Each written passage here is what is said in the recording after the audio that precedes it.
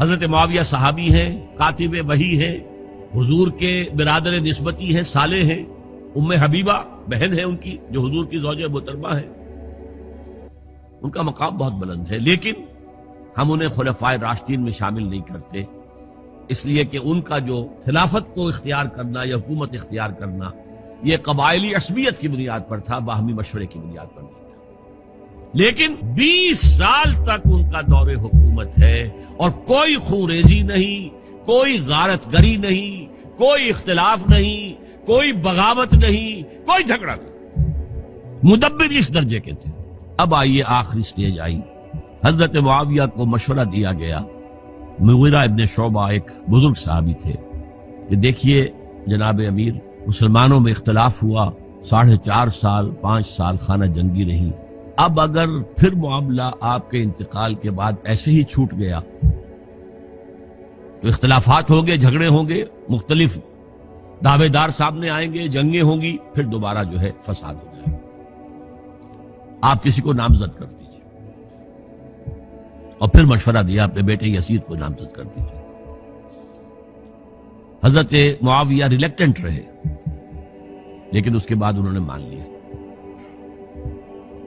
اور فیصلہ کر لیا۔ یہاں میں چاہتا ہوں کہ بات سمجھ لیں اچھی طرح، اس معاملے میں اگر آپ حضرت معاویہ کی نیت پر شک کریں گے تو مجھے آپ کے ایمان پر شک ہو جائے گا۔ نیت پر نہیں، غلطی ہو سکتی ہے، صحابی ہیں، نیت غلط نہیں تھی، نیت کیا تھی؟ اور میں سمجھتا ہوں 100% درست تھی کہ اب اتنا پانی گزر چکا ہے پل کے نیچے سے وقت کے دریا میں کہ بارے صحابہ سب رخصت ہو چکے، اب اکثریت 9 مسلموں کی ہے، عصبیتیں بھی ہیں، قبائلی عصبیتیں ختم تو نہیں ہوئی، لہذا جب تک کوئی قبائلی عصبیت پیچھے نہیں ہوگی حکومت کے، حکومت نہیں چل سکے۔ یہ ابن خلدون کا لفظ ہے، عصبیت، کوئی چیز جو جوڑے آپ کو۔ تو دینی عصبیت اب کمزور پڑ گئی ہے، اس لیے کہ حضور نے جن کو تربیت دی تھی وہ اب گئے، اکثر و بیشتر گئے۔ اب اگر ایسے ہی چھوڑ دیا گیا اور کوئی قبائلی عصبیت پشت پر نہ آئی تو پھر خانہ جنگی ہوگی، 5 سال تک ہوئی۔ اس بنا پر انہوں نے اسے صحیح سمجھا۔ آپ اختلاف کر سکتے ہیں، صحابہ کی رائے سے اختلاف ہو سکتا ہے، لیکن آپ ان کی نیت پر شک نہیں کر سکتے۔ بہرحال واقعہ کیا ہے تاریخی اعتبار سے کہ یہ 10ویں سال میں نامزد کر دیا یزید کو اپنے بعد خلیفہ کے لیے، ولی عہد۔ اس وقت تقریباً سب نے بات مان لی سوائے 5 افراد کے۔ وہ 5 افراد بہت اہم تھے، بہت اہم۔ ابو بکر اہم ترین آدمی تھے، ان کے بیٹے عبد الرحمن ابن ابو بکر۔ عمر نمبر 2 تھے، عبداللہ ابن عمر۔ زبیر عبداللہ ابن زبیر۔ عباس عبداللہ ابن عباس، اور حسین ابن علی۔ حضرت حسن کا انتقال ہو گیا۔ اہل تشیع کا کہنا یہ کہ زہر دیا گیا، واللہ عالم، میں کچھ نہیں کہہ سکتا۔ میں کوئی تاریخ کا محقق اس معنی میں نہیں، میں موٹی موٹی باتیں جانتا ہوں۔ بہرحال انتقال ہو گیا تھا، 5 آدمیوں نے نہیں مانا، لیکن دیکھیے یہ تھی تدبر کی بات حضرت امیر معاویہ کی۔ کوئی دباؤ نہیں ڈالا، کوئی جبر نہیں کیا، کوئی کسی کو نقصان نہیں پہنچایا کہ نہیں مان رہے تو یہ کر دیں، نہیں۔ دیکھیں گے جب وقت آئے گا۔ جب وقت آیا حضرت معاویہ کے انتقال کے بعد، اب ایک صاحب جا چکے تھے، حضرت عبد الرحمن ابن ابی بکر فوت ہو چکے، اب 4 رہ گئے، 3 عبادلہ، عبداللہ ابن عمر، عبداللہ ابن عباس، عبداللہ ابن زبیر، ایک حسین ابن علی رضی اللہ تعالی عنہم اجمعین۔ جب بیعت ہو گئی یزید کی تو اب ان کے درمیان اختلاف ہوا۔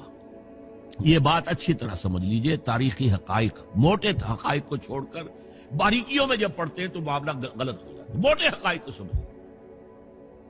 جیسے کہتے ہیں میکرو اکنامکس اور مائکرو اکنامکس. میکرو ہسٹری جو ہے دو ایک طرف ہو گئے, دو ایک طرف ہو گئے. عبداللہ ابن عباس کی رائے ہوئی کہ اگرچہ یہ غلط کام ہوا ہے, یہ قیصر و کسریٰ کی سنت پر عمل ہو رہا ہے, لیکن یہ ایسی بڑی بات نہیں ہے کہ خوریزی شروع کر دی جائے اور امن و امان ختم ہو جائے. یہی بات عبداللہ ابن عمر کی ہو گئی. یہ دو تو ایک کیا ہو گئے.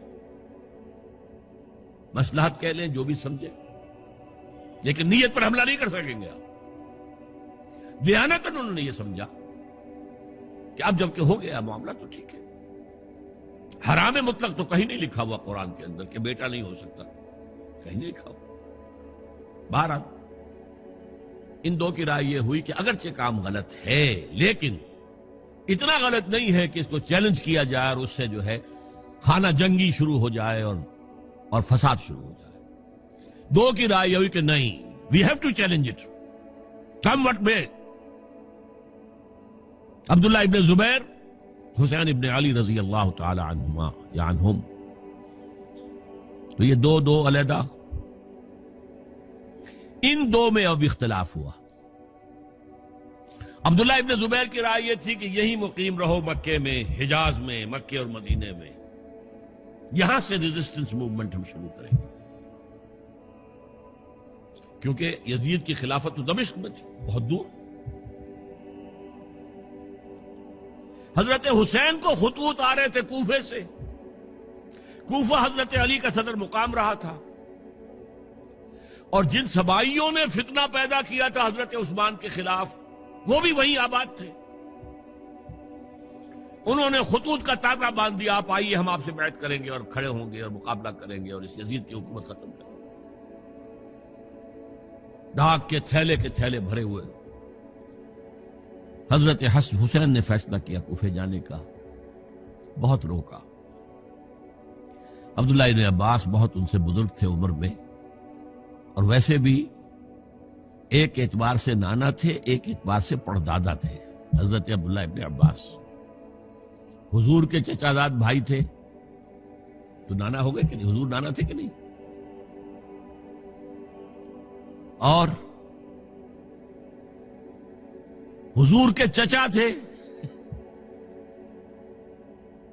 حضرت عباس, ان کے بیٹے ہیں. تو اس اعتبار سے حضرت علی رضی اللہ تعالیٰ عنہ کے کیا ہو گئے, چچا. بہرحال میں کچھ گڑبڑ کر رہا ہوں اس وقت. وہ دوڑتے جا رہے تھے کہ حسین خدا کے لیے مت جاؤ, خدا کے لیے مت جاؤ, یہ کوفی تمہارا ساتھ نہیں دیں گے. الکوفی لا یوفی, کوفی وفا نہیں کرتا وعدہ. اور خدا کے لیے اگر جانا ہے اپنے گھر والوں کو یہاں چھوڑ دو.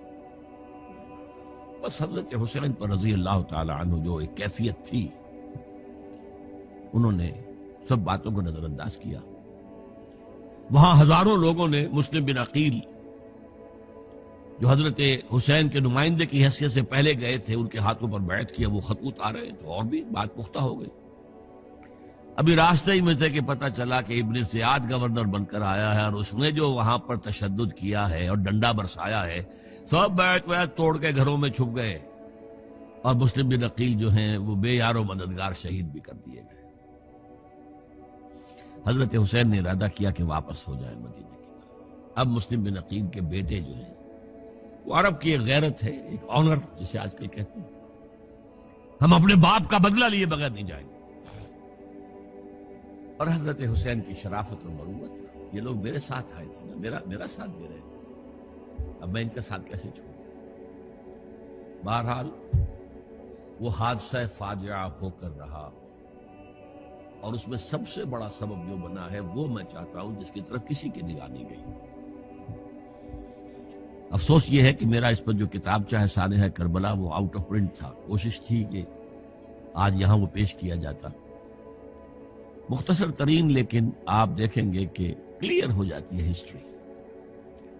دو کتابچے ہیں.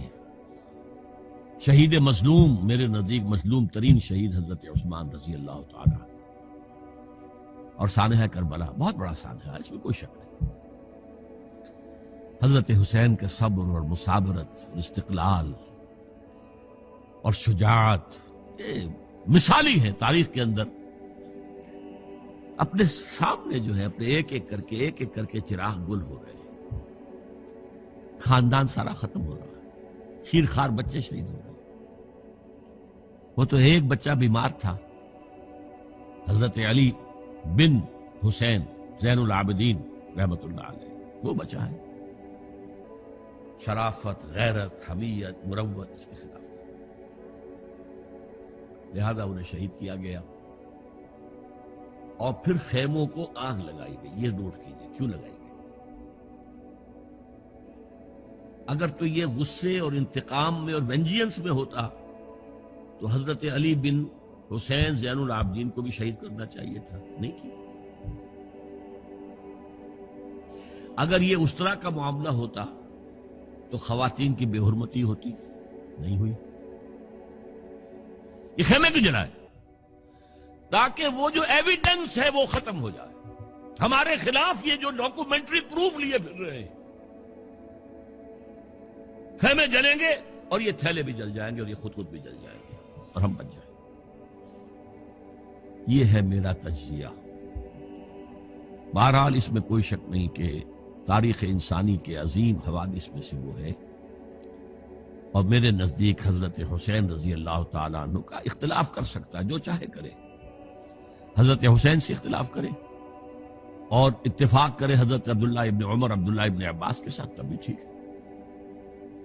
اور اگر حضرت عبداللہ ابن عباس اور عبداللہ ابن عمر سے اتفاق کرے اور حضرت حسین ان سے اختلاف کرے، تب بھی شک ہے. معصوم کوئی نہیں. ہمارے نزدیک معصومیت خاصہ نبوت ہے. نبوت ختم ہوئی حضور پر، معصومیت ختم ہوئی. غلطی ہر ایک سے ہو سکتی ہے اور آپ رائے رکھ سکتے ہیں، لیکن کسی صحابی کی نیت پر حملہ نہیں کریں گے. صحابی کی نیت پر حملے کا مطلب کیا ہے کہ محمد صلی اللہ علیہ وسلم تزکیہ نفس نہیں کر پائے. یہ ریفلیکٹ کرے گی حضور کی اس پوری کی پوری جد و جہد پر کہ شخصیت سازی نہیں کر پائے محمد صلی اللہ علیہ وسلم. نہیں، معاذ اللہ ثم معاذ اللہ ثم معاذ اللہ. بہرحال یہ ہے تاریخ کے اعتبار سے ہمارے ہاں جو عظیم ترین ذی الحج کے مہینے میں حضرت عثمان شہید ہوئے تھے.